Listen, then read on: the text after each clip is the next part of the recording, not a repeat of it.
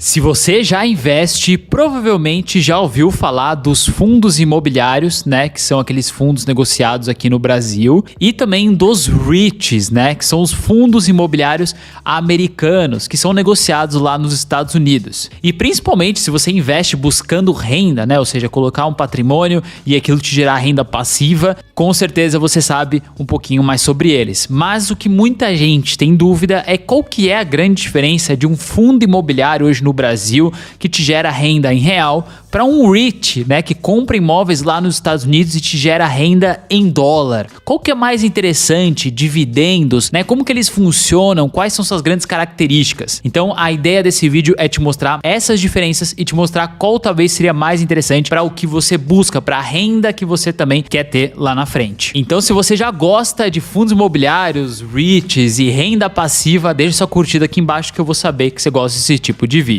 Bom, a primeira coisa que vocês têm que saber sobre os fundos imobiliários, né, os famosos FIIs, eles são um tipo de investimento em renda variável disponível na B3, né, que é a bolsa brasileira aqui que a gente tem. Eles funcionam realmente como um fundo de investimento, onde todo o capital alocado pelos investidores vai ser direcionado para a compra de imóveis. Então, só para vocês terem ideia de como que funciona o fundo imobiliário hoje no Brasil, você tem investidores que colocam capital num fundo e esse fundo vai ter uma gestão ali profissional para buscar e negociar imóveis. E esses imóveis vão ser comprados pelo fundo, né, e administrado por eles também. E aí, basicamente, eles vão alugar esses imóveis que eles compram, gerar uma renda ali em cima e repassar isso para os investidores em forma de dividendos. Então, vira um ciclo onde mais investidores colocam dinheiro, mais imóveis eles compram e mais renda esses investidores recebem. Agora, já olhando para o outro lado, os REITs, né, que são os fundos imobiliários americanos, eles também são um investimento em renda variável, mas são negociados na Bolsa de Valores americana. Então, sendo essa a primeira diferença entre eles, os fundos imobiliários são negociados na B3, no Brasil, e os REITs nos Estados Unidos. Os REITs também funcionam da mesma forma, eles vão comprar imóveis, receber os aluguéis e distribuir essa renda em forma de dividendos, só que em dólar, para os acionistas. Só que agora vamos para comparações um pouco mais diretas, para vocês entenderem o que eles têm ali de diferença. A primeira diferença entre eles são a classificação. Os fundos imobiliários, eles são considerados fundos de investimento. Os REITs, eles são considerados empresas, como se fossem ações mesmo. Isso permite que os REITs tenham algumas vantagens competitivas frente aos fundos imobiliários, principalmente porque é muito mais fácil de um REIT se alavancar, ou seja, captar dívida no mercado. Também existem alguns fundos imobiliários que eles são alavancados, mas é muito mais raro de você ver e é um processo muito mais burocrático. Os fundos imobiliários, por exemplo, eles podem comprar imóveis de forma parcelada, né? Esse pode ser um tipo de alavancagem para eles. Ou até emitindo e comprando CRIs, né, que são aqueles certificados imobiliários. Então, com essa dificuldade dos fundos imobiliários de captar dívida, fica muito mais difícil de eles crescerem de forma mais rápida, né? Já os REITs na bolsa americana, a maioria deles é bastante endividado, mas isso acaba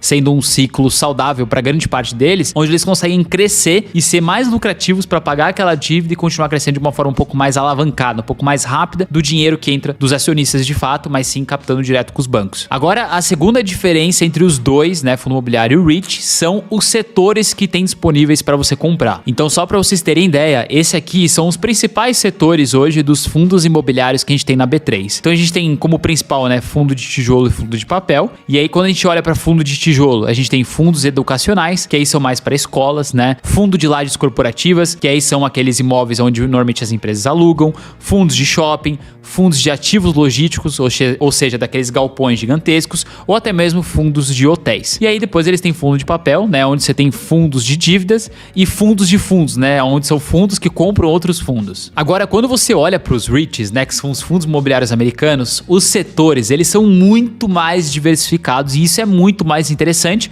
porque te traz muito mais oportunidade.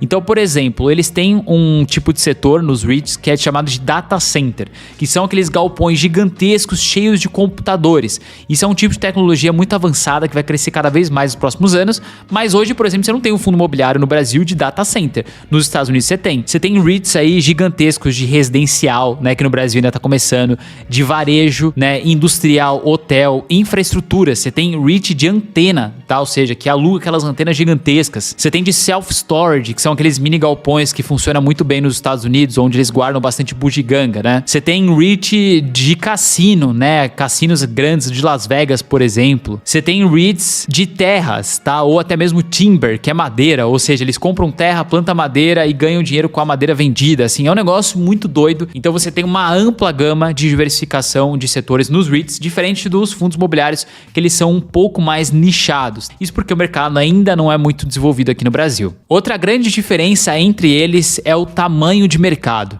Então quando a gente olha aqui para os fundos imobiliários, a gente tem hoje mais ou menos 461 fundos imobiliários na B3 sendo negociados. E quando a gente olha para REITs, né, que são os fundos imobiliários americanos, a gente tem 208 ativos listados nos Estados Unidos. Então você vai falar aqui, pô, Léo, então tem muito mais fundo imobiliário no Brasil do que nos Estados Unidos. Só que tem um porém, o tamanho de mercado é muito maior lá fora. Então só para vocês terem ideia, esses 460 fundos imobiliários hoje valem a mais ou menos 160 bilhões de reais. Enquanto esses 200 REITs aqui nos Estados Unidos valem 1,3 trilhões de dólares. A gente tá falando aí mais de 5 trilhões de reais. Então assim, não dá nem para comparar o tamanho de mercado, os REITs são muito maiores em relação a isso. A quantidade de investidores, né? Hoje de fundo imobiliário a gente tem no Brasil 2,6 milhões de investidores. Nos Estados Unidos são mais de 168 milhões de investidores. Então tem muito mais negociação, tem muito mais liquidez aqui nos REITs em si. E o ano de criação, né? Os fundos imobiliários são um pouco mais novos, cresceram ali a partir dos anos 99 e 2000,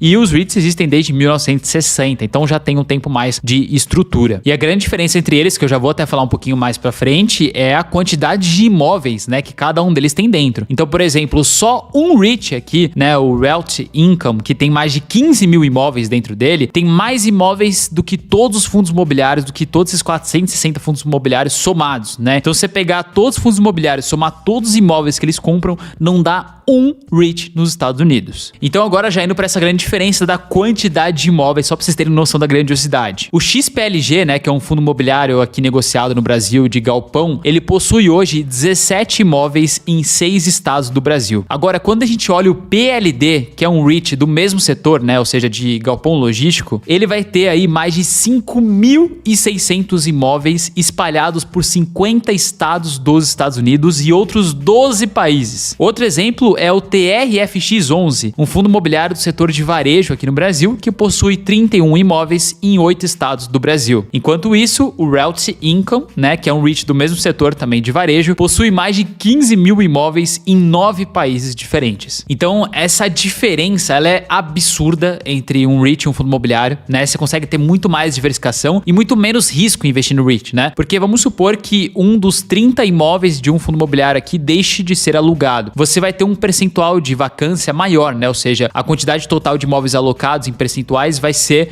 maior, né? Já nos REITs, se um imóvel desses 3.500 ou 15 imóveis que eles têm alugados desaluga, não faz diferença nenhuma, né? Então, o risco também acaba sendo muito menor lá nos REITs por conta da diversificação de imóveis e países que eles têm também. Agora a gente vai entrar para outras diferenças também muito interessantes de serem colocadas aqui, mas se você já gostou da diferença entre os REITs e os fundos imobiliários e já tá gostando bastante de REIT, deixa a curtida aqui embaixo. Agora, indo para a próxima diferença entre os fundos imobiliários e os REITs são a estrutura de contratos, né? Então aqui a gente tem mais ou menos uma estrutura básica global, né, utilizada, que é o Single, Double e Triple Net Lease, que a gente fala. Então, Single, ele vai pegar algumas responsabilidades, o Double um pouco mais, e o Triple vai pegar todas as responsabilidades. O que é comum no Brasil, tá? Os fundos imobiliários, eles são normalmente negociados com uma estrutura de contrato chamada de Triple Net Lease, onde basicamente todas as responsabilidades dos imóveis são passadas para o locatário. Então, vamos, por exemplo, se tiver uma manutenção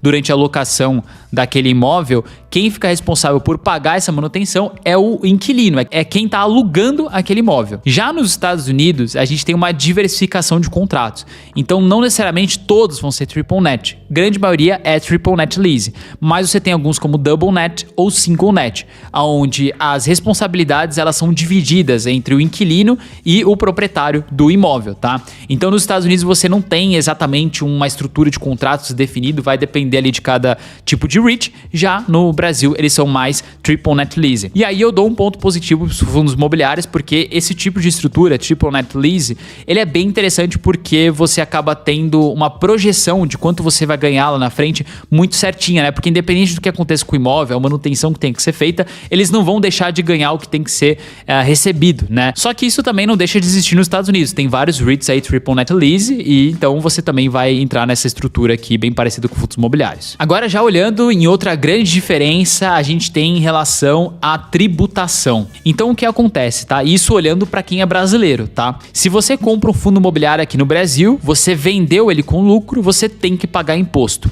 A mesma coisa acontece com o REIT, tá? Hoje, se você comprou um REIT lá fora, você tem que pagar imposto também sobre o lucro que você teve. E aí, no caso, aqui no Brasil, você vai pagar 20% de imposto, né, sobre o lucro, e os REITs lá fora você vai pagar 15% sobre o lucro. Então, você já tem uma diferença aqui, onde você paga menos imposto com o lucro lá nos REITs lá fora. Você pode abater os prejuízos nos dois, ou seja, se você vendeu um fundo imobiliário ou um REIT com prejuízo, depois você pode abater esse valor num futuro lucro que você tenha para diminuir o imposto que você vai pagar. Agora, uma grande diferença que existe entre os dois é que hoje os dividendos pagos pelos fundos imobiliários, eles são isentos de tributação. Ou seja, se eles tiverem que pagar R$100 de dividendos, você vai receber R$100 de dividendos. Já nos Estados Unidos, se eles tiverem que pagar, por exemplo, $10 de dividendos, vocês vão ser tributados em 30% sobre o dividendo recebido. Ou seja, se um REIT for pagar $10, você vai receber $7 na sua conta, porque existe essa tributação de 30% em cima do dividendo. Mas calma que eu já vou explicar para vocês se esse tributação de dividendos, né, faz alguma diferença na ponta final ou não. E aí, já entrando na parte de dividendos, né, para até explicar um pouco mais o porquê normalmente os fundos imobiliários têm um dividend yield um pouco maior do que os REITs, aqui a gente entende que a obrigatoriedade de distribuição, né, ou seja, o quanto eles são obrigados a distribuir do lucro em dividendos, é um pouco diferente, né? Então, os fundos imobiliários, eles têm que distribuir 95% da renda ali deles em dividendos todos os meses, e os REITs são obrigados a 90% do lucro, né, porque eles são uma empresa, a distribuir isso em dividendos. Então aqui a gente tem uma diferença. O imposto, né, que nem eu falei para vocês, no Brasil ainda não existe, né? Está sendo cotado isso a ser colocado em algum momento. Eu acho que não vai ficar assim para sempre, mas hoje é essa a situação, né? 0% e 30% nos REITs. E a frequência dos pagamentos é um pouco diferente, né? Os fundos imobiliários, eles têm uma frequência de pagamento de dividendo normalmente mensal, né? Ou seja, todos os meses eles vão pagar dividendos. Já nos Estados Unidos, a gente tem um pouco dos dois. Grande maioria é trimestral, né? Ou seja, eles pagam a cada 3 meses dividendos em dólar, mas existem também REITs que pagam dividendos em dólar mensalmente, tá? E aí o que muita gente fala e compara, né, que eu acho que é uma comparação muito errada a ser feita, é pegar um fundo imobiliário e comparar com o dividend yield do fundo imobiliário americano, do REIT em si. Então, por exemplo, se você pegar o XPML11, né, que é um REIT aqui, se eu não me engano, acho que de galpão, tá pagando 9,2% de dividendo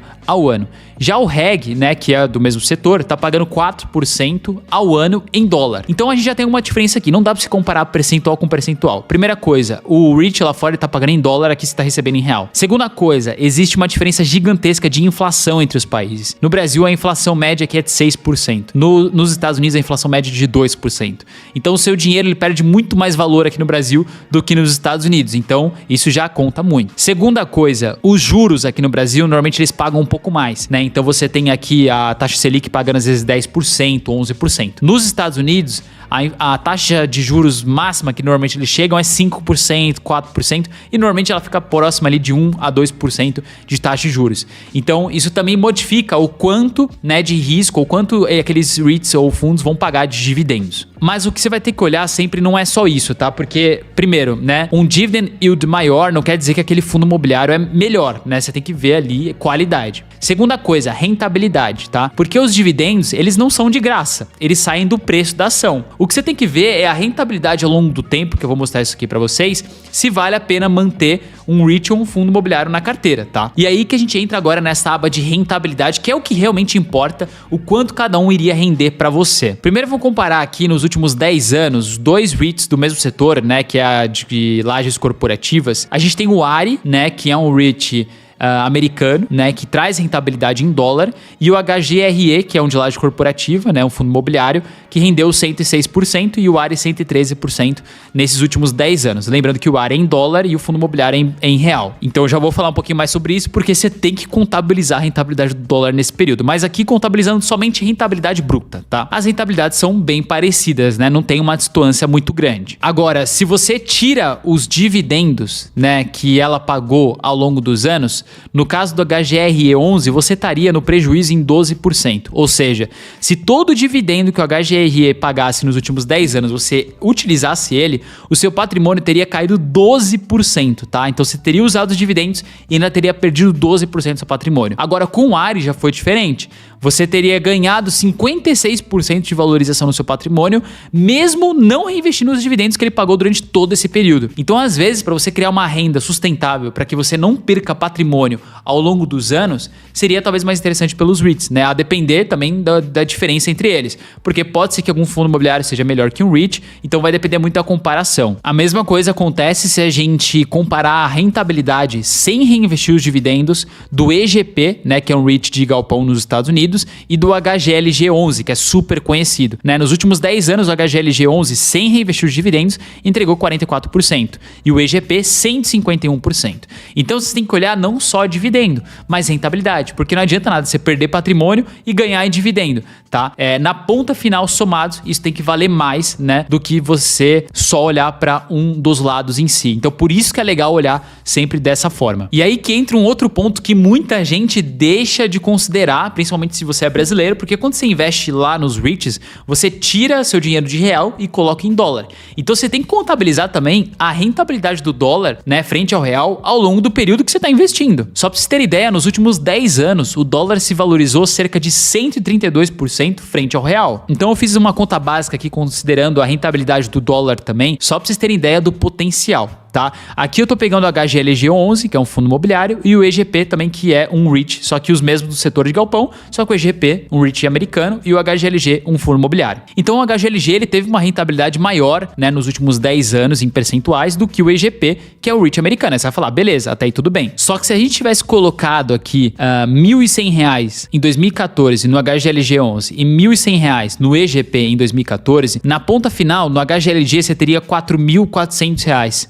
No EGP, que é um REIT americano, você teria mais de R$ 8.000, ou seja, uma rentabilidade aí de mais de 600, quase 700%. Isso porque nesse mesmo período o dólar saiu de 2,20 para 5,16. Então, se a gente considerar a variação do dólar nesse período, a rentabilidade do EGP fica muito maior, mais do que o dobro do que o HGLG. Então, isso também é um ponto a ser considerado, né? O dólar valorizando nesse tempo, se você traz de volta aqui para o Brasil, você traz muito mais dinheiro do que ter deixado seu dinheiro aqui no Brasil ao longo desse período.